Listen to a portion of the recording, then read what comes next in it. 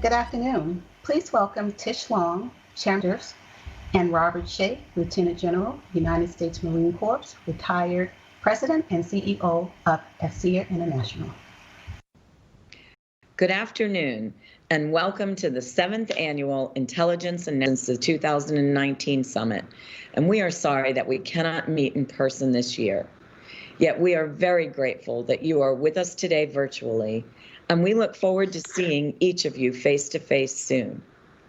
Over the next 3 days, senior leaders from across the armed forces, government, industry, and academia will examine emerging challenges and top mission priorities, as well as the role of industry and innovation in advancing practical and creative solutions to some of the nation's toughest national security challenges.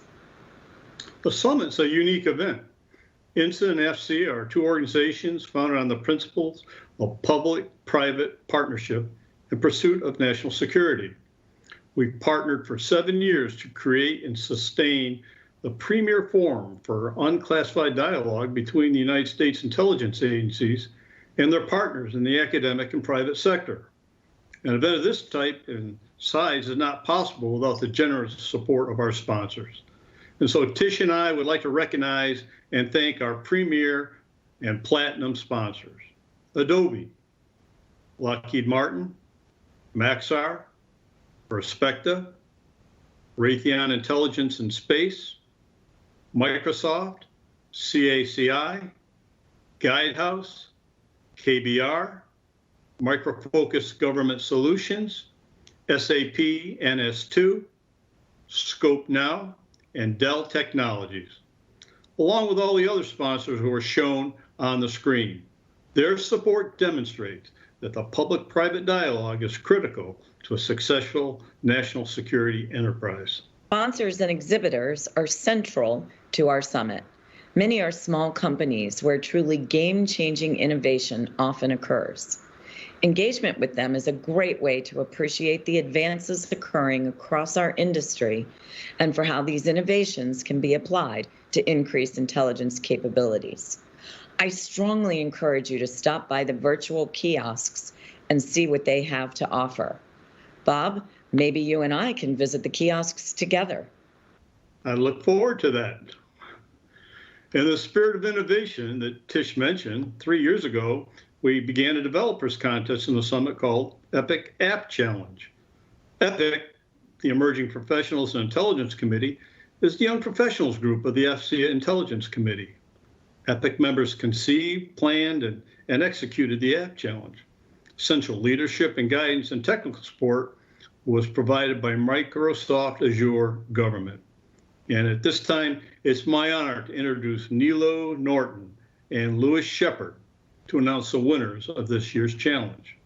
Nilo is an INSA member and a member of EPIC and is a senior modern workplace specialist, intelligence division at Microsoft. On the other hand, Louis is vice chair of the AFCEA Intelligence Committee and is a senior director of research and emerging technologies and strategy at VMware. Nilo and Louis, it's over to you. Thank you, Bob and Tish. It's a pleasure to be here today. Microsoft Azure is proud to have worked with EPIC to make this year's challenge a reality. This year's challenge was to use artificial intelligence to identify unstructured data set and combine it with structured data sets to produce meaningful, accurate, and compliant results. Data sets were not provided, and teams independently sought multiple types of data, such as domestic and foreign sites, social media, and government-curated statistics. The solution had to use its intelligence to work out content automatically, learn from human behavior, and make predictions for better insights and decision-making. Louis, I would love to hear your thoughts on the challenge. Thanks, Nilu, and thanks to Microsoft on behalf of both AFCEA and INSA. You know, our two organizations each have technology and innovation in their DNA, and our summit annually highlights new collaboration between government and the private sector to address national security challenges. All of this year's contestants honored that spirit with their incredible entries. The winning team was exceptional in that they developed an impressively polished and capable app which aims to deliver information and awareness by fusing multi-domain data using advanced machine learning and communications technologies. And they demonstrated the rapid integration of a data fusion pipeline, event inference, and containerized AI models, picture and video analytics, and the ability to trigger automated actions with IoT devices or drones, all areas of potential utility and value in the national security domain. Nilu, tell us who won. Thanks, Louis. Well, the teams were assessed yesterday, and it's now my honor to announce the winners. Without further ado, the second place winner goes to New Wave Solutions. The first place winner of $5,000 goes to Nokia. Congratulations to both teams, Nokia and New Wave Solutions. Back over to you, Tish and Bob. That was absolutely terrific. Thank you once again to Microsoft for your support of the App Challenge, and congratulations to all our winners. Now, as we prepare to kick off our first plenary, I would like to welcome the many members of the press who are in attendance. For our speakers and panelists, please remember the summit is on the record. We will be recording all the sessions, and attendees will be able to access them through this event platform for the next few weeks. We will be taking questions from the audience throughout the program. Concise questions will be greatly appreciated. If you are sharing content on social media, please use the hashtag IntelSummit20. Tish and I would like to thank the many planners and the staff from both AFCEA and INSA for the long hours of work they put into this event over the many months. Pivoting to make this a virtual event when the world changed in the spring was no small task, but I hope you'll agree that our teams were up to the challenge. All right, let's get started. To kick off our formal program, we have a short video from our plenary sponsor, Lockheed Martin Corporation. At Lockheed Martin, we're on a mission, your mission. Not just the next mission, but the one that's 2 steps ahead. The one that depends on solving problems before they happen. Our mission is to prepare you for the future by engineering advanced capabilities today so that you can protect what matters most. That's why we've not only taken the lead in hypersonics, but we're helping you integrate that technology faster than ever. It's why we're not only developing the laser weapon systems you'll need, but deploying them in the field. It's why we've coded cyber readiness into everything we do. It's why we created Orion, the only spacecraft that can take humans to the moon, Mars, and beyond. Why the next generation fighter is ready to help you protect the generations to come. And why we've already built autonomous technology and artificial intelligence that advance human ability. The multi-domain battle space of the future is already here, and there's no time to waste. No time to play catch-up. New age threats require new age capabilities. And that's why, at Lockheed Martin, our mission is to build the integrated solutions you can depend on. Because the world is depending on you.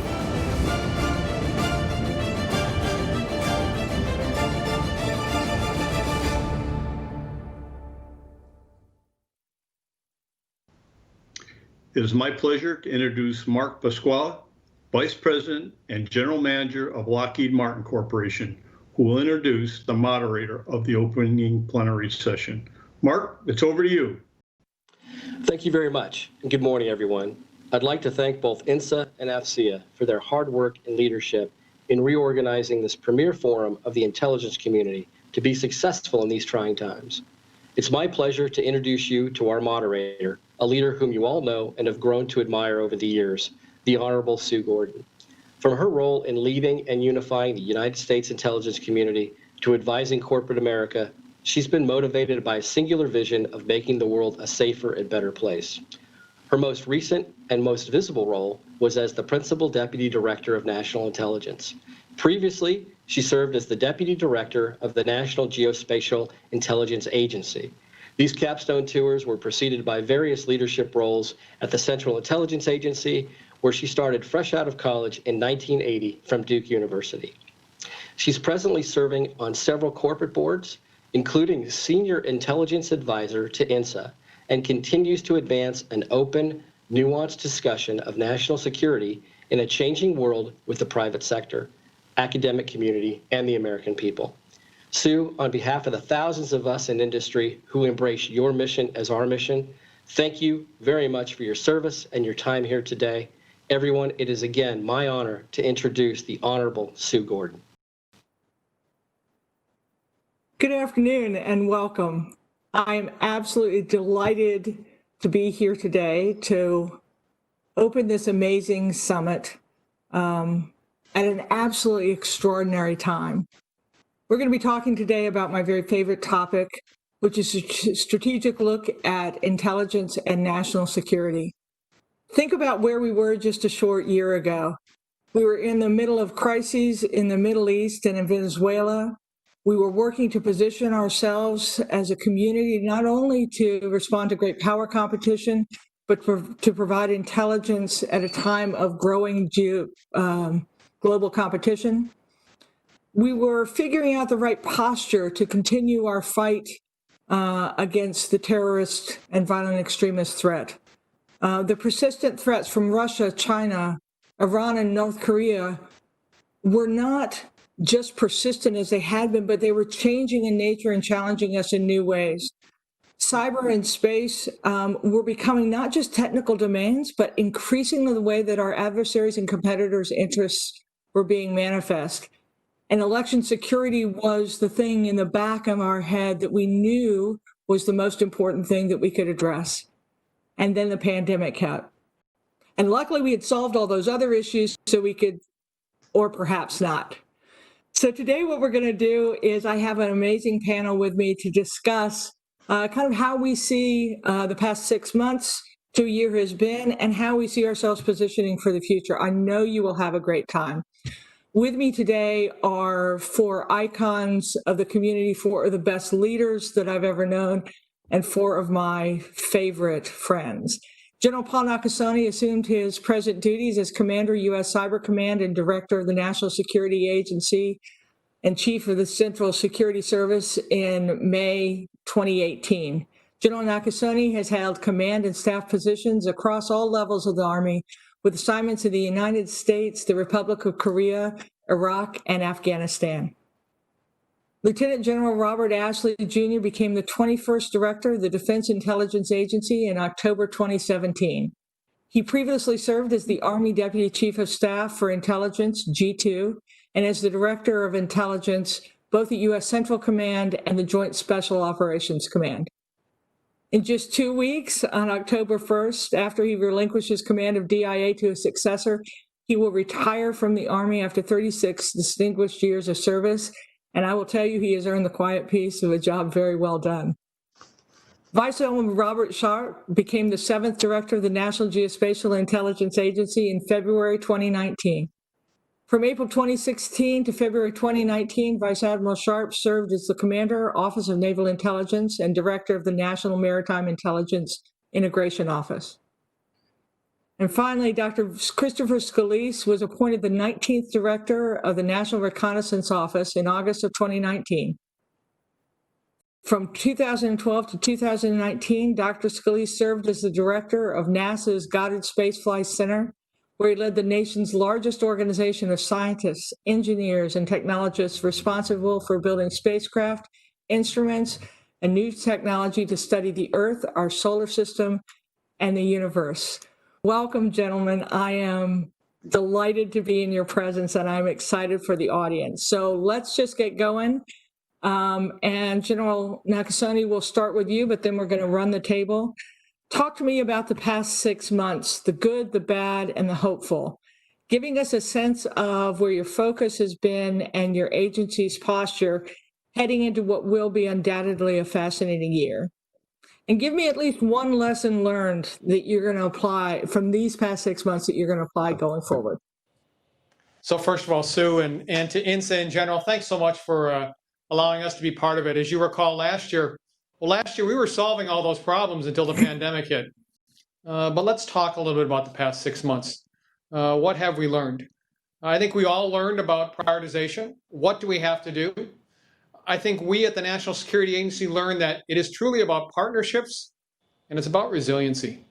Partnerships, not only the partnerships that we have, our interagency, our intelligence community, our international partnerships, but we learned a lot from industry as well. Because I would tell you that one of the things that I've been most impressed about over the past 6 months is the ability for us to be a resilient force.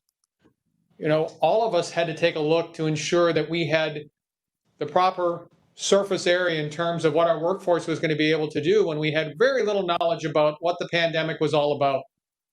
At the same time, the missions hadn't changed, the demands had increased, and we had a workforce that was obviously very, very focused on what is it that we must get done today.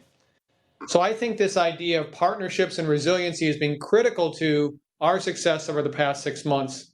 And I would tell you moving forward, so what have we learned?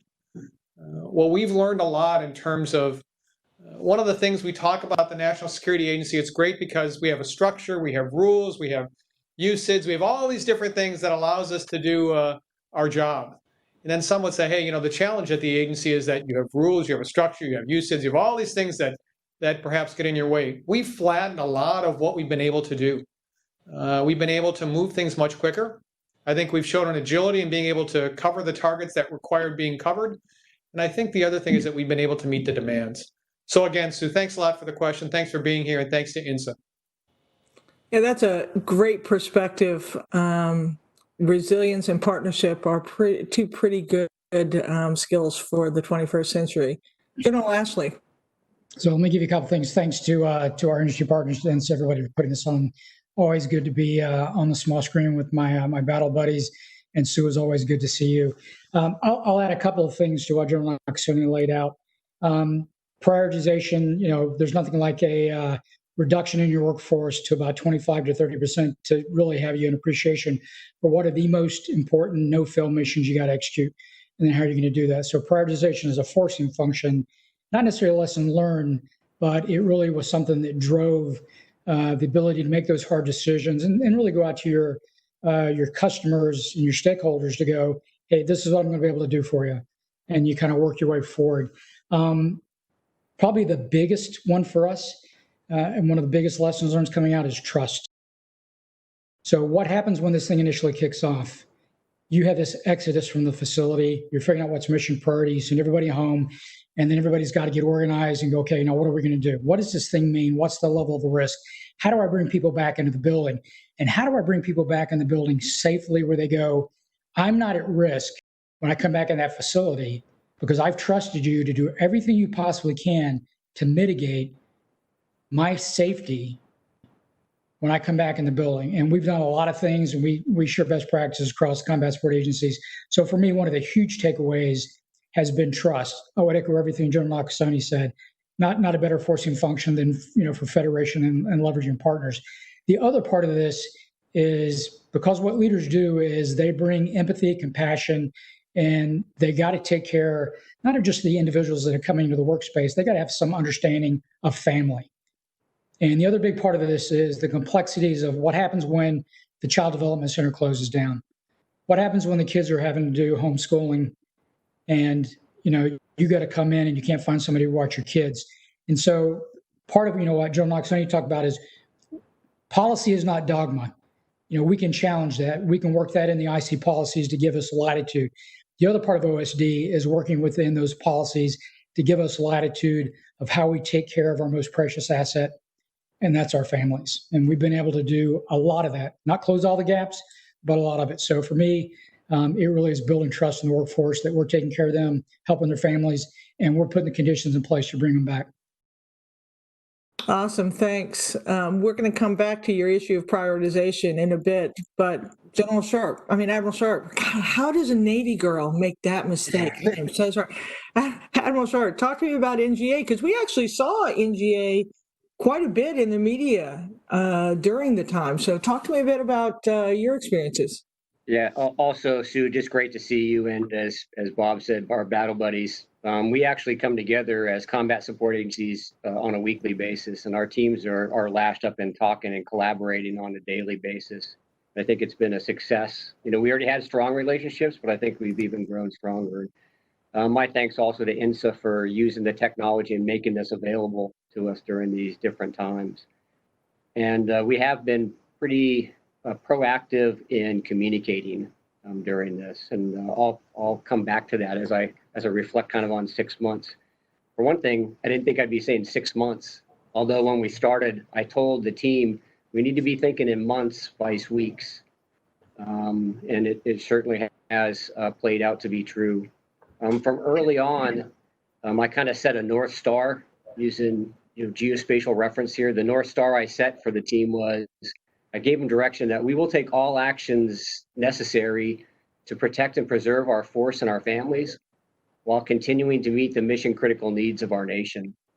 And then I'd immediately field a question from somebody and I'd say, I say again my last, all actions necessary to protect and preserve force and families while continuing to meet mission critical needs of our nation. And that continues to be kind of our guiding principle as we continue to navigate through these times.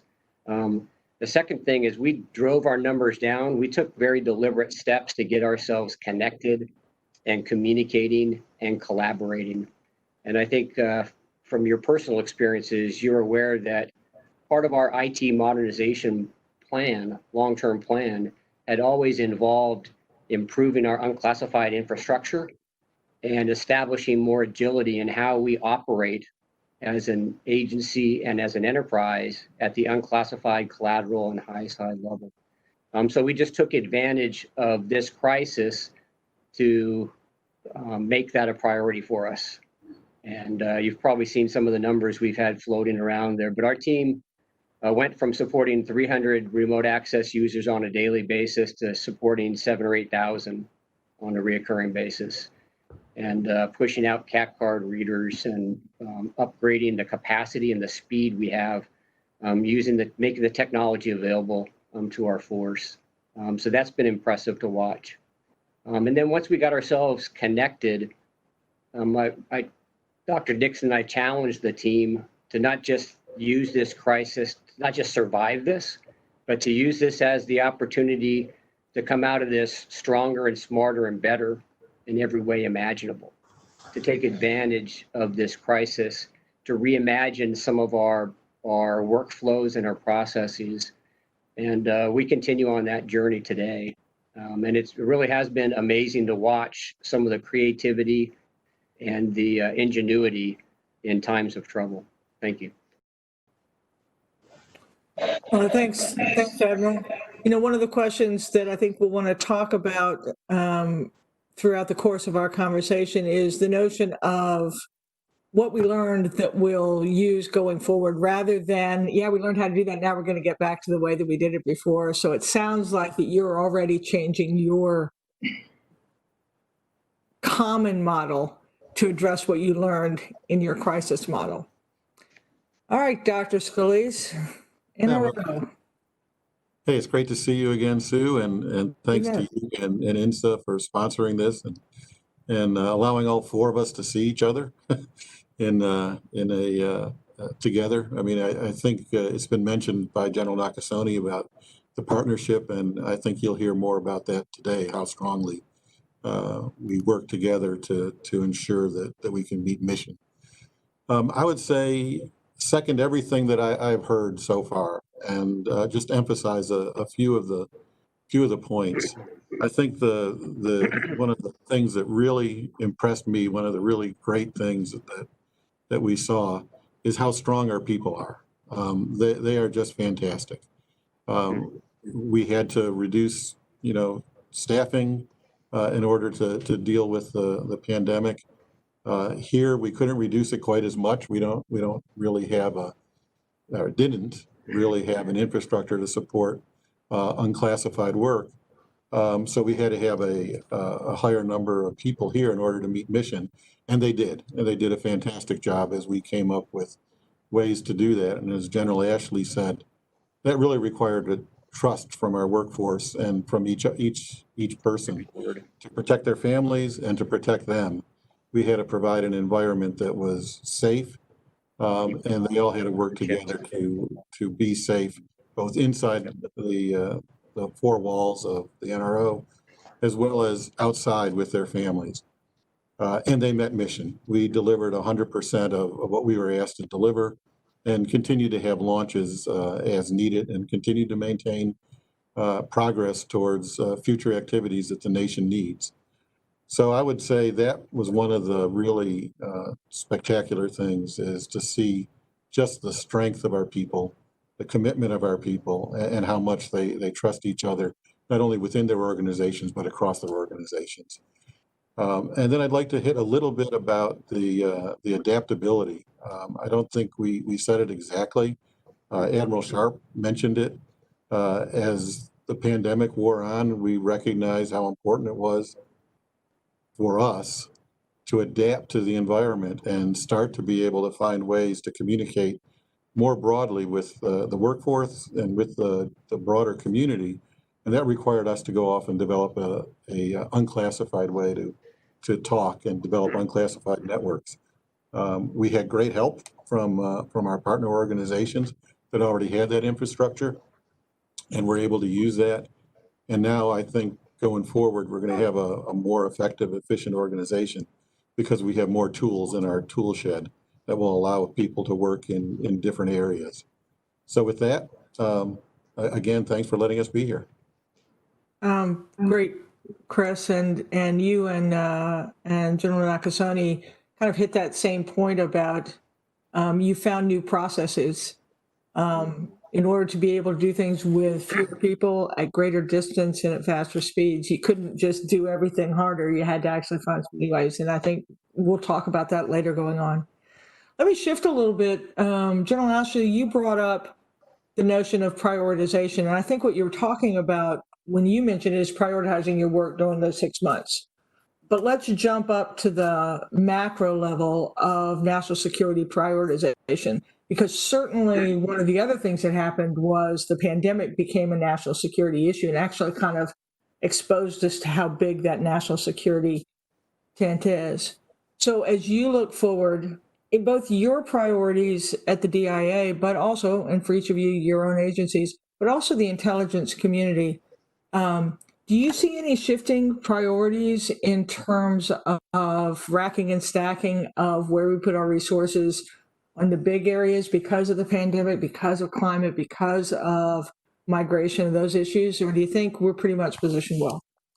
Well, all of this really goes back to the discussions that all my teammates and I have been having with the Secretary of Defense in terms of making sure that we're properly aligned from a prioritization standpoint with the national defense strategy. And what does that mean for great power competition in that context? So much like General Nakasone said, the priorities were there. I think we were aligned, we were set as we moved into that process. But the other piece of this is, where is technology as an enabler that allows us to kind of buy down risk in some of the work that we've got to do? And the other part is setting those priorities and where we had to think about risk over the course of the last 6 months. Some things you could not get to. And so there's a little bit of a cumulative risk over time that we've had to go through in that process as well. But for us, it really is about continuing to understand what's taking place globally, what is happening with our great power competition, where are they maneuvering, where do we have gaps and seams, and how do we shore that up? And one of the things, for us as we look at that, one of the great things about everybody I'm looking at on the screen is I want you well funded. I want you to have the best America has, because as an all-source organization, I am better because of your ability to contribute to my all-source picture. But it really is that. It's making sure we sustain the foundational piece, but it's also making sure we understand, it's kind of the old Wayne Gretzky. I don't want to skate to where the puck is. I want to skate to where the puck is going. And so what we have to do from the IC standpoint is, where's that great power competition puck headed? And what are the tools that we need to be able to provide that decision advantage as we move ahead? And in many cases, when you look at just the scale and volume of information, and this is where our partners, from the industry come into play, is our ability to harness big data in a meaningful way that allows us not to have analysts and other people just encumbered with that information, that they start having insights presented to them where they can make decisions and work at a much, much rapider pace with larger pieces of information. So it's what are those things that are repeatable that you don't need a human to do everything, right? In those kind of rudimentary functions, or insights that you would never aggregate because it's too big. And so that's really kind of where our big focus is making sure we've aligned to the NDS, we're looking where the puck's going, and we're leveraging the technology that allows us to do this at speed and at scale and be a huge enhancement across not just the M, but an enabler for the rest of the dime. Because at the end of the day, the lead is diplomacy. It's the war plans that follow that. But we got to make sure that all the things we do below the layer of competition, which kind of gets into the national defense strategy, how do we do the contact, the blunt, the surge layer? So how do we support the warfighter, Secretary of Defense, to get all that in place? And so that's kind of where we're laser focused. And I know the other guys may highlight it, but we've had a number of recent engagements with the Secretary to make sure that we're hitting that mark. Outstanding. Admiral Sharp, NGA has a history of not only combat support, but also a great deal of humanitarian and disaster support. So do you see the prioritization kind of in the same way that General Ashley does, or do you see it a little bit differently because of your unique mission? I think General Ashley characterized it real well in that, our priorities are really well laid out in both the national defense strategy and the national intelligence strategy, of course, reflecting their support of the national security strategy on big priority items, right? And we issued NGA Strategy 2025 last year that showed how we're aligned to both the national defense strategy and the national intelligence strategy, and how we're going to invest in people, partnerships, mission today while evolving for mission tomorrow. And then just a couple months ago, I released NGA Director's Intent to further specify how we're aligning our investments and our time and our effort to compete and win in great power competition as the priority. Further defining some mission imperatives for us to remain the world's best at geospatial intelligence, and defining a moonshot for us. So that's where our priority efforts need to be. But as you just suggested or highlighted, the world always gets a vote as well. And we are, as intelligence and the Department of Defense, responsible for making sure that we provide information on everything that's happening in the world. And certainly the humanitarian assistance, disaster relief is a big mission support area for those who do geospatial intelligence. And during COVID-19, we've been forced with some of those situations, and we've responded. I think we've responded fairly well. I will say that we approach everything from an enterprise perspective. So when you're looking at something that's happening domestically, like with the wildfires out west or the hurricanes hitting in the south, there's geospatial intelligence capacity and capability in some of the other agencies that is really quite good. So sometimes we are supporting to those efforts, but the team has during this pandemic, have had to deal with things that are going on around the world and within our own country. And that's a great point, Bob. I remember even during my tenure, we saw a shift from when, if it was geospatial, NGA had to provide it to include sending people, to now those agencies, DHS, FEMA, have their own geospatial because it is just such an enabler for understanding, big area, big volume issues in context. That's a great point.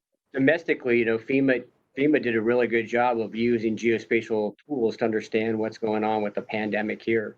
But as we approached hurricane season, they came to us and said, hey, we're good right now with what we're doing, but if there are multiple events, we may need to work with you. And we've been in close contact with the National Interagency Fire Center to deal with the fires out there. So it really is a team sport, and it's a strength, I think, that we have, and something that we need to embrace going forward. And it's a little bit of the adaptability, Chris, that you talked about, where you surge to cover, you do something you need, and then as the environment changes. So, Dr. Scolese and General Nakasone, anything you want to add on the priority front? I think from my perspective, I certainly agree with everything that General Ashley and Admiral Sharp said about being aligned to the national defense and intelligence strategies. That's absolutely critical. I would say, just to add a little bit, is the space domain has become very different over the last decade for sure, and certainly over the last 5 years.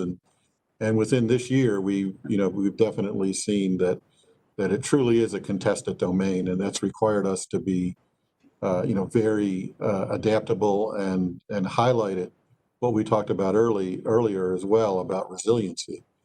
In order to be able to provide the information that is needed by the intelligence community and the defense community, and it's important that we develop strategies that are resilient. And we talked about our industry partners, and it's very critical now that we have a capable commercial space capability that allows us to offload the national technical means, if you will, but also it provides additional capability for us to use and to support many other activities, humanitarian activities, as well as supporting the warfighter, as well as supporting the intelligence analysts, and providing us with some resiliency overall for our systems as we go forward. And the partnership that we've had with the commercial industry in that area really, I think, paid off during the pandemic, and will continue to pay off into the future. General Nakasone? So, I mean, I think being a combat support agency, part of the prioritization is really drives our no-fail missions. We do that early on. We're going to focus our attention there, and that's where we should be. But I think there's a point that Bob Ashley made that I want to come back to, and it's risk mitigation. If there's one thing I've learned over the past 6 months is I'm in a constant state of how do I mitigate risk? How do I define it? How do I understand who owns it? How do we mitigate it? How long does it last? That's the piece that really I think I've learned over the past 6 months, is that we see it so readily because our supply is much less than what it was before COVID. So how do you mitigate that risk? And so whether or not it's been with our interagency partners or IC partners, whether or not it's been internationally or whether or not it's been with industry, this is the part that really I kind of take to heart of. I've become a little bit better on risk mitigation over the past several months. That's a terrific answer. And it kind of segues into my next question, and that is, there's no doubt that COVID was two things. One, we knew that pandemics were a possibility, and two, it was an incredible disruptor. So putting on your kind of in the future goggles and starting with you, Admiral Sharp, do you see any other disruptors looming out there on the horizon that are burbling below the surface, but could actually impact our operating environment in the next few months, years? Yeah, I would say I'm going to address one that's not really not known, but I think it's really important pressing forward. And we talked about the global strategic environment, and we spent some time here discussing some of what defines that, what's shaping that strategic environment. And I like to think of it as having evolutionary dimensions and revolutionary dimensions. And on the evolutionary side, some of that was discussed here during this session on strategic shift from counterterrorism and counterinsurgency to great power competition, emergence of new warfighting domains, and not that the domains are new, like cyber and space, as Dr. Scolese was saying, but they're becoming more congested and more contested, right, and becoming operational. And then something that we as combat support agencies are really concerned about is these new classes of weapons and new concepts of warfare that some of our competitors are developing. That's the evolution of the strategic environment.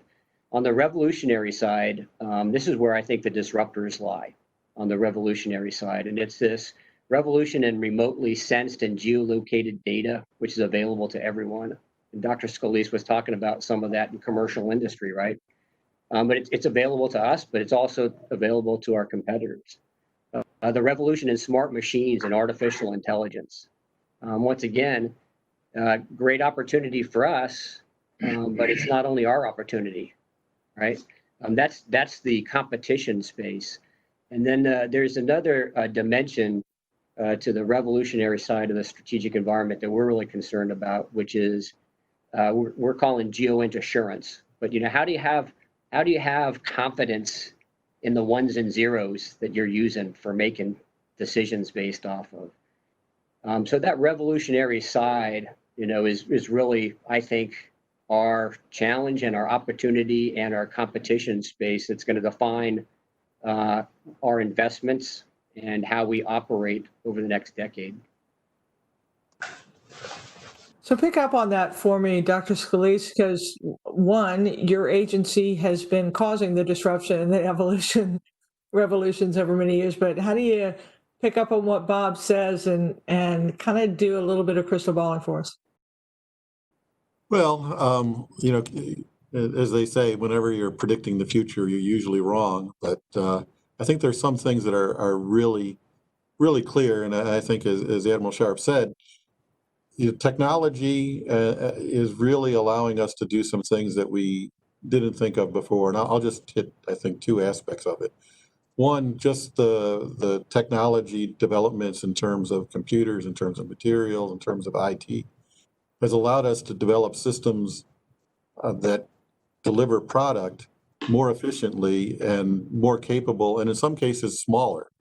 And that's enabled, a whole new industry. We were talking earlier about the availability of commercial imagery that's going into, commercial electronic, radar detection as an example. And that gives us just so much more capability than we had before in terms of how we can task things, in terms of what we can see.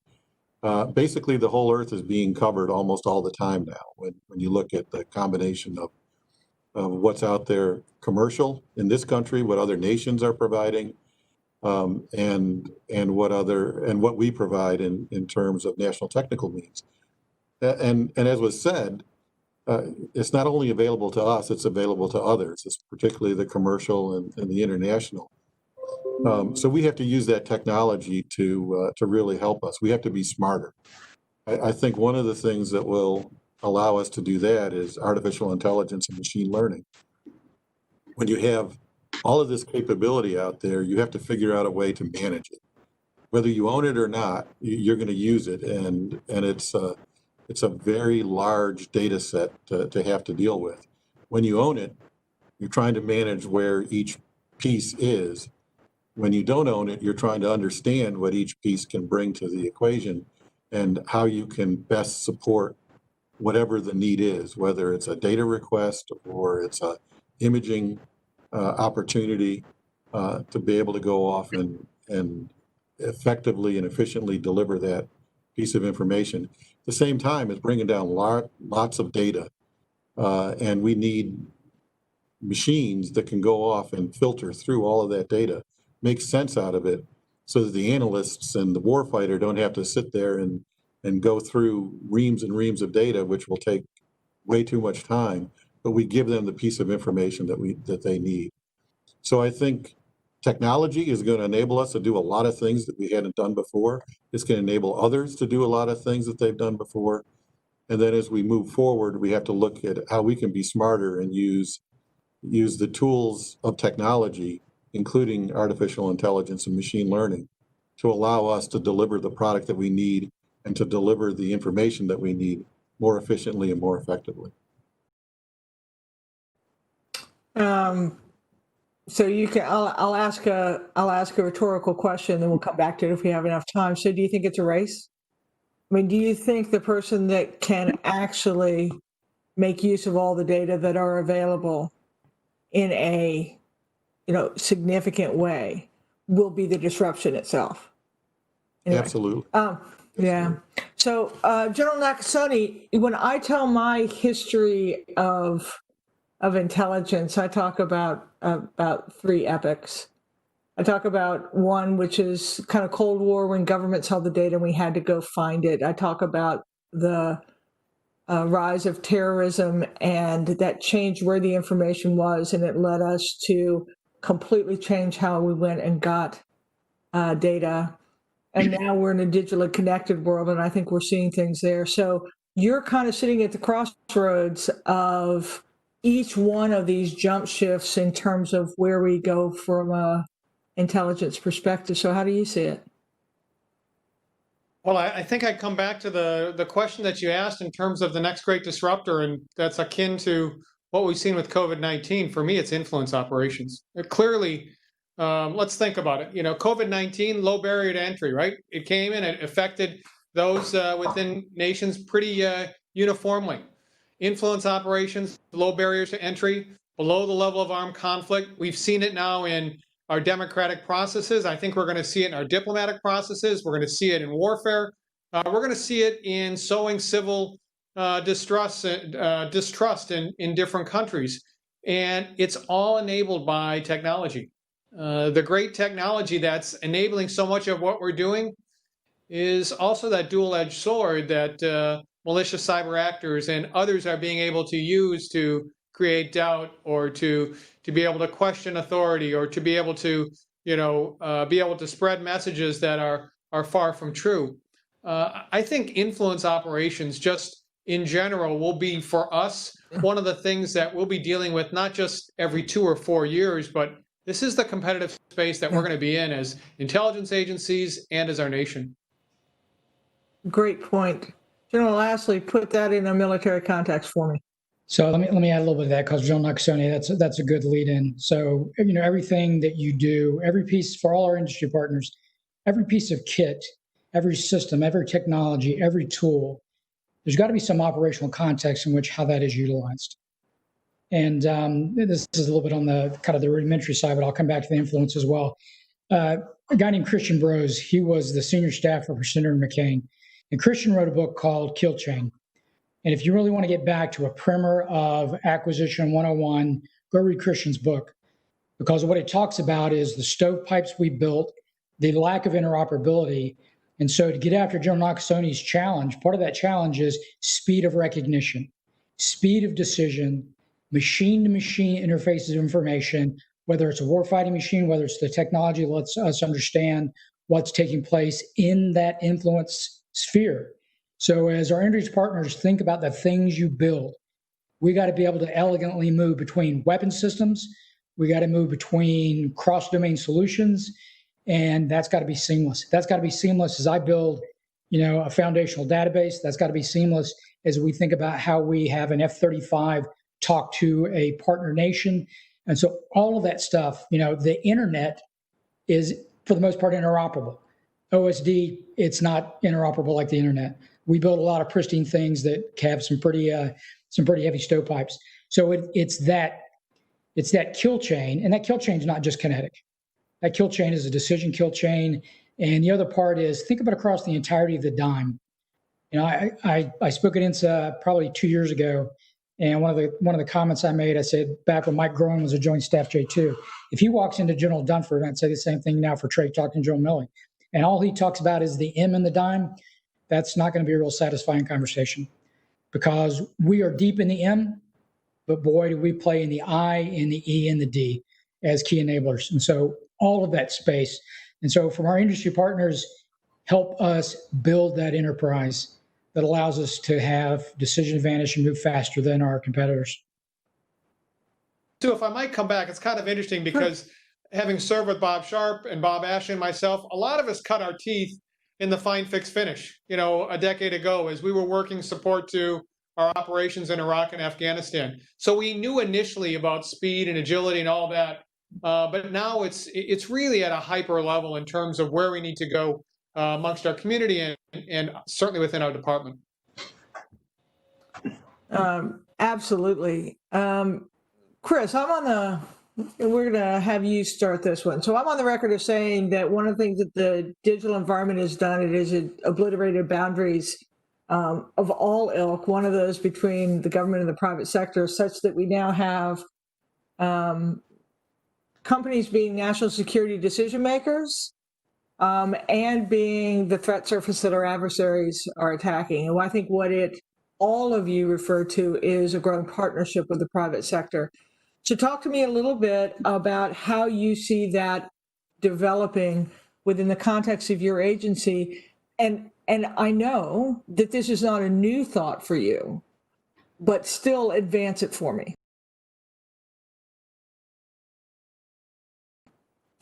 Certainly. As you said, Sue, it's not a new thought for the NRO. We for years now have been working with the commercial industry to help them and to help us in terms of being able to provide information, and have had contracts with industry now for a number of years to provide imagery, and we're expanding that to other new entrants into that industry.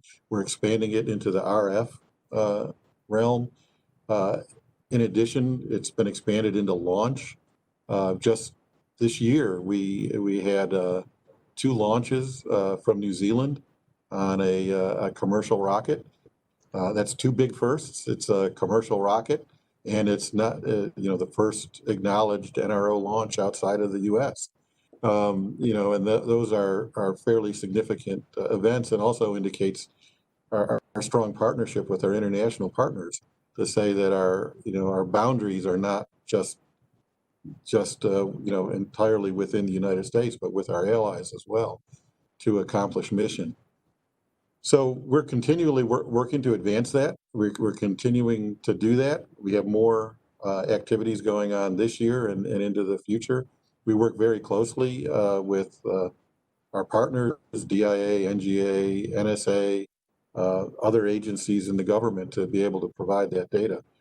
So we're seeing, much closer interaction, and at the same time, we need to be careful about how that interaction works, because, as you said, that's also an attack vector that we can go after. So we need to work together to assure that our commercial entities can remain commercial and be able to provide their information commercially as they see fit, but at the same time assure that we can protect the information and the supply chains that we need in order to accomplish our mission. And supply chains is not only on the data side, but also on the component side, which is what we worry about a fair amount. And one of the things that I believe we've seen during the pandemic is, and we've heard this, particularly from the Department of Defense, about how we have to protect our supply chains. And I think the pandemic has helped us get a laser focus on the supply chain and what we need to do going forward to assure that we have the integrity of the supply chain to make sure that we can produce products that don't have any flaws, that have, and by flaws I mean flaws in the supply chain, flaws in the components, understand what we're getting, and making sure they're being delivered as we need them delivered. So that's what I would add to it, and I would certainly agree with you. I think there is a much greater blending of the commercial and national capabilities. Mm-hmm. Great, thanks, Chris. General Nakasone, well, one, you made a strong organizational move on the cybersecurity front, but talk to me about kind of the scope and direction that you think you're going with private sector engagement. Yeah, and I think that's a good place to jump off from. A year ago, I decided to stand up a cybersecurity directorate. It's one of our 2 core missions here at NSA, and it's a mission I think we had gotten away from for a period of time. And so bringing back a cybersecurity mission with a director, with a leader, with a way forward has really been an important milestone for us. This is where it ties to the discussion, though, with industry. Take a look at what we've done over the past 6 months. In January, we announced that we had provided information to Microsoft to enable Microsoft to find a significant flaw in Windows 10. Now, when we were having the discussion early on at the agency among senior leaders, you can imagine what that discussion was like. That's not a natural act around here. That's not something that we necessarily would do. But I think it's the world in which we live today. Cybersecurity is foundational to what our nation does. It's obviously the foundation for our nation's wealth and where we're headed in the future. And so, what NSA brings to it is this ability to do 2 things. One is a technical workforce, and secondly is the intelligence that's so critical to be able to see what our adversaries might be doing and bringing that together. And so that's where I've seen over the past 6 months our closeness with a number of partners, and really in the unclassified realm.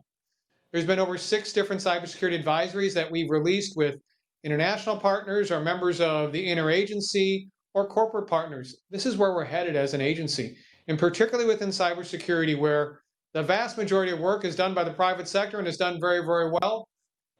We bring that enablement to really bring our technical workforce and in the intelligence world. Awesome. General Ashley.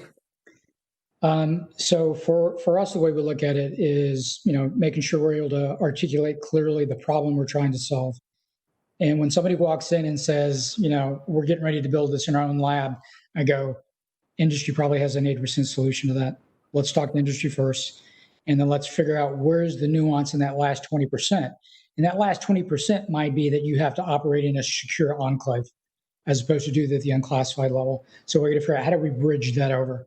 There are going to be times when you have those bespoke capabilities that, hey, we're going to have to build it. Probably General Nakasone is the best example of where INSA, they're just going to have to build it themselves.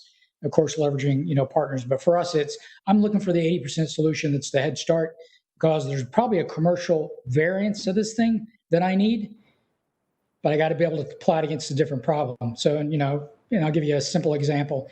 So Waze is great. You're riding on the interstate and somebody goes, hey, there's a car stopped up on your right up front. Hey, what I want to know is, hey, what Russian regiment just moved? What's my order battle at a garrison version of Waze? And that's one of the problems we're working on right now with Mars. The other part of it is there's a tradecraft aspect. So if you get into what is our value proposition, I'll go back to my first conversation, which is trust. The value proposition for us is that I've got to be able to unpack the tradecraft that you understand how I got to the answer I did. And so in many cases, for our industry partners, I got to unpack your black box. I got to understand your algorithm. I got to understand how you train that. And then I got to be able to explain or show with some degree of confidence that I can go, I have high confidence because of the tradecraft we worked into the algorithm, that when it spit out the answer that's a Russian soldier or whatever we're trying to profile, that I can tell you with high confidence because I can unpack the algorithm and tell you how I did that. Yeah, that's a great point about transparency and explainability of the products and services that we're getting, that we're going to rely on, right? You can't do everything custom, but you do anything you introduce into our ecosystem, you need to be able to trust. Admiral Sharp, I don't think there's any agency over the past decade that has not only done more in terms of working with the private sector, but also kind of reimagined its organization and its mission, taking into account that. Given that, you've got a taller order with me today, and that is go beyond that and tell me what's next, because you don't get to cite any of that. I want you to go. I don't get to just to use my cliff notes from when you were here. No, you do. You do not. You do not. Let me go back also to something that General Nakasone said, and the fact that we've worked together and we were all, formative experience for us was doing counterterrorism and find, fix, finish, exploit, analyze. We are also shaped by that takes a network to defeat a network approach, right? And I like to say that our network is only limited by our imaginations and our willingness to go out and create connections, right? We want the best ideas regardless of where they come from. So I'm pretty passionate about the partnership and the partnering with industry. I mentioned that during COVID a couple of months ago, we released NGA's director's intent. We also released a couple of other documents here in the last 6 months. And one was, although a USGIF sponsored GEOINT symposium was canceled this year, we went ahead and made sure we engaged with industry in the way that we were going to down in person in Tampa. And we issued our annual tech focus areas, getting to what General Ashley was saying, to make sure they understood what our biggest challenges were, and those things that we really need help solving, the problems we needed help solving. And then we also invested some of our leadership time engaging in this sort of forum in panel discussions, discussing what those tech focus areas were. so people understood the gist of what we're pursuing. We did take advantage of COVID-19 crisis to fast track some of what we had already been planning as part of our N2W project, our next NGA West. We've broken ground in a new facility out in St. Louis, and it's going to have 20% of that facility is going to be unclassified, 20% reconfigurable, and 60% will be a SCIF. And we're not only excited about that facility, but what we're really even more excited about is all the investment and going on around us, right? And interacting with this geospatial technical hub that's growing out in St. Louis, and partnering with individuals who are interested in using the same sort of tools we use, the same sort of analysis that we use to solve different problems that might have a lot of applicability to what we do.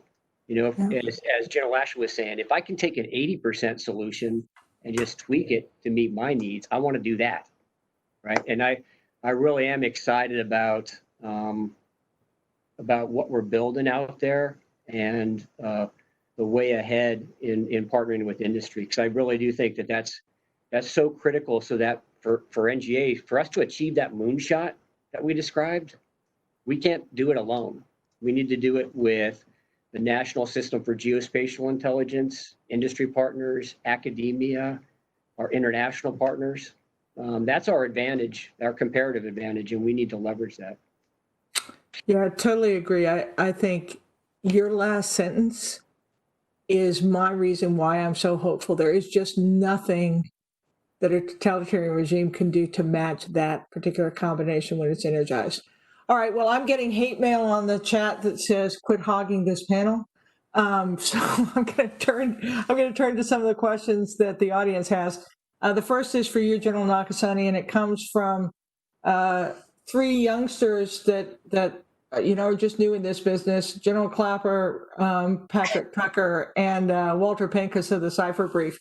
And what they want to know are how are preparations for the cybersecurity preparations for the election going? And from a cybercom perspective, how are we doing on meeting the bad guys out in space? So 48 days until the election. The number one priority at the National Security Agency and U.S. Cyber Command, we're looking at three different areas and how we really ensure our goal of a safe, secure election. One, how do we generate incredible insights on our adversaries, much in the same way we did in 2018? How do we know our adversaries better than they know themselves? Secondly, how do we share information and intelligence with the lead for our nation's election security, which is DHS, and also FBI? How do we prevent interference and influence? And the last piece, how do we impose outcomes on any adversary that attempts to interfere within our democratic processes? I would just say across all three, I'm very confident. We will have a tremendous continuing success based upon the work that really has come together across the interagency and with our partners. So very, very positive. Yeah, I love it. I love that message. And if I think about the journey over the past 4 years, it's remarkable. And it's testament to those women and men that you cited in your first answer. Totally agree. And lots of agencies coming together. General Ashley, a question for you. How did the National Center for Medical Intelligence contribute to our understanding of the coronavirus in the early days of the pandemic? And should NCIM's mission be expanded to assess disease vectors beyond those affecting U.S. forces? Yeah, so I'm very proud of what the National Center for Medical Intelligence did.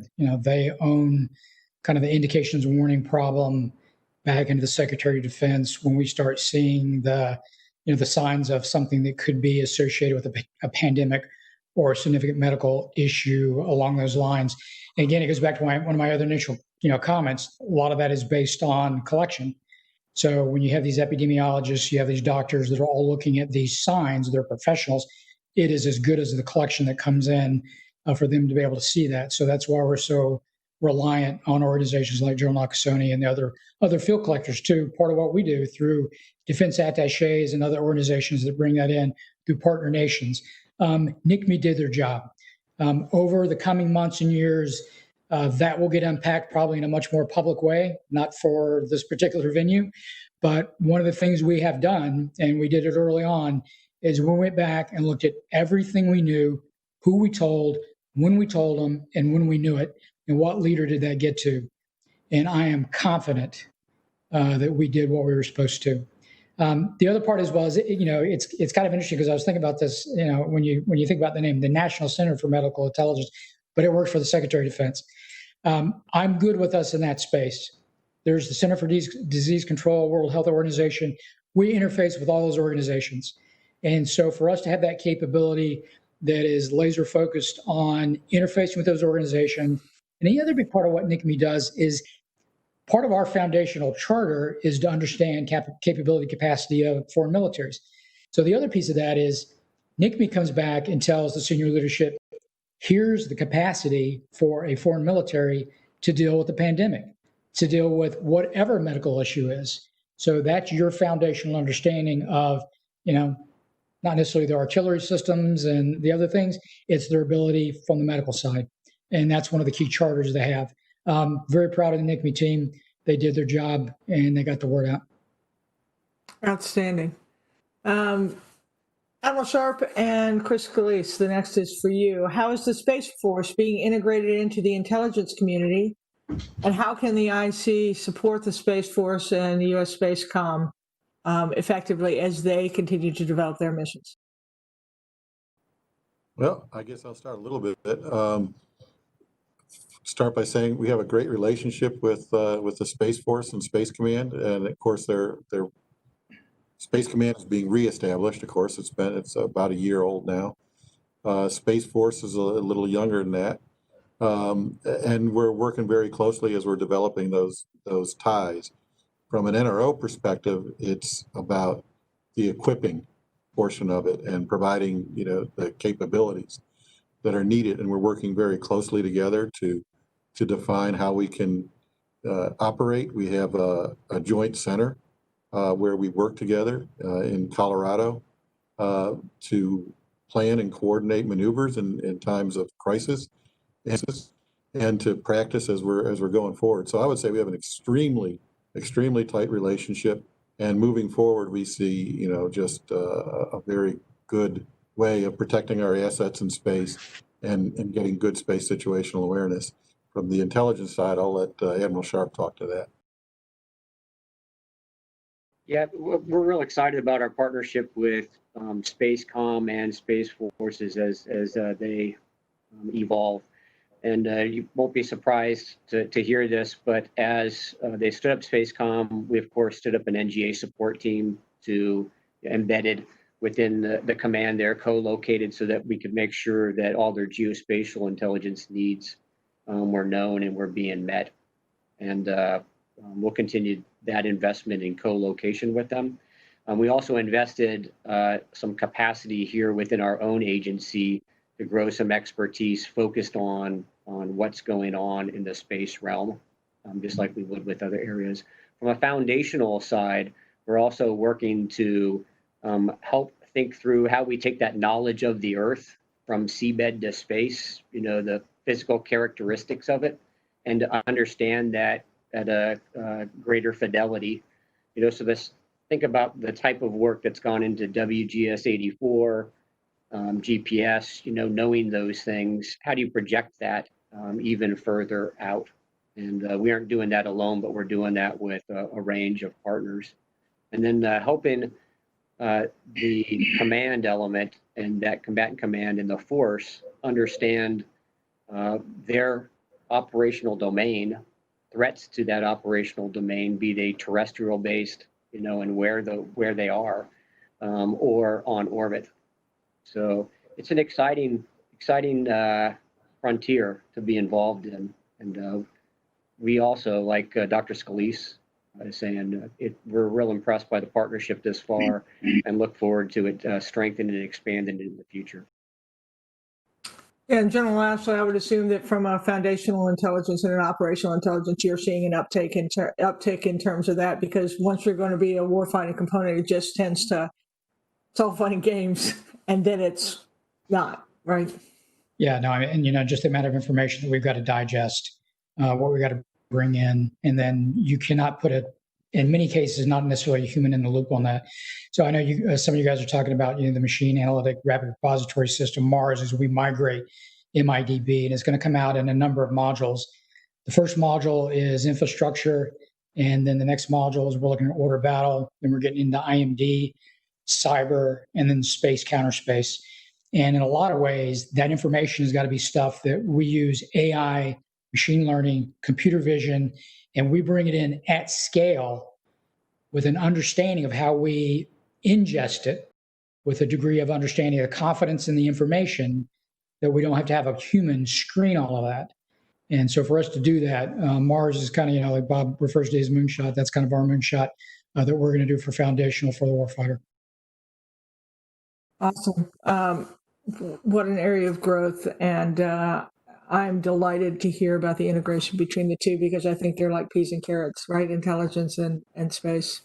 So here's a question from Jetta Breslow, kind of it's a jump ball for the team.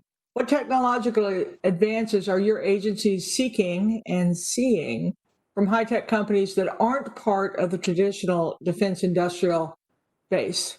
And what are your agencies doing to make it easier for the smaller, newer entrants to partner with you? And anyone can take that. So let me jump on that grenade quickly. So let me go back to my Waze analogy, because that's the one that we're looking at as we're moving into the order of battle.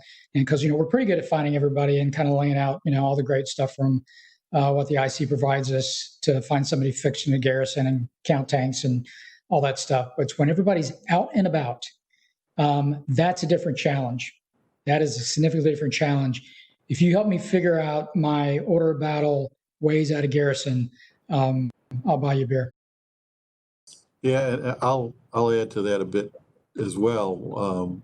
We have a number of programs. I'll just mention two: the Director's Innovation Initiative and the Greenlighting Program, which are ways for we'll say non-traditional partners to bring capabilities into the NRO and demonstrate them, and even in many cases get flight opportunities to do that. We've taken a computer that's being used in the oil industry, the exploration industry, that they felt had a lot of capability, and it does, and could operate in the space environment. And we were able to launch that, and we're in the process of evaluating it, which will give us yet another supplier of a very capable system. So we're looking at innovative ways to go off and do that. And those are just two of the opportunities that we take advantage of.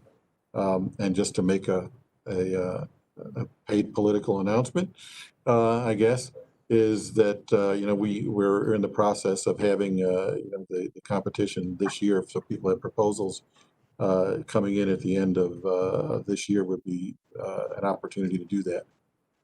Yeah. So what I would just say for the whole area is there are multiple opportunities to engage with each of the agencies, to see their plans, look at their strategies. There are INSA AFCEA events coming up that are going to be showcases. So really leap into them, because I think in times of disruption, there is never a better opportunity. All right, bringing it home. One sentence answer from each one of you, and we're going to go we're going to start with you, Chris, and then we'll go back the opposite direction, and you'll have the last word, Paul. Thing that gives you the most hope. Just our people. On the future. Our people, they were fantastic. This year we had our first opportunity to have interns. I was so impressed with our people. I was so impressed with our interns. Admiral Clark. Yeah, when you were going to ask us what keeps us up at night, I was going to say just the complexity of everything. But what makes me not lose sleep is our people and our partnerships. Absolutely. Yep, you're right. I changed it up on you in the interest of time. General Ashley, you can throw keeps you up, but you got to give me hope too. My hope is what I see every day in the workforce. It's just the talent that we're able to bring in and watching their success. And so, because, from a legacy standpoint, what is it, that you kind of look back on your legacy? It's when you get that email 10 years later where somebody says, hey, thanks for helping me out. But they knock it out of the park on a daily basis. it's phenomenal. It's a privilege to come in the building. It's a privilege to work with my partners in the combat support agencies. Go back to, the title for the old David Halberstam book that he wrote years ago about the Kennedy administration. We get the best and brightest. I'm proud of them. Awesome. General Nakasone, bring us home. Last word. Talent, top tier talent.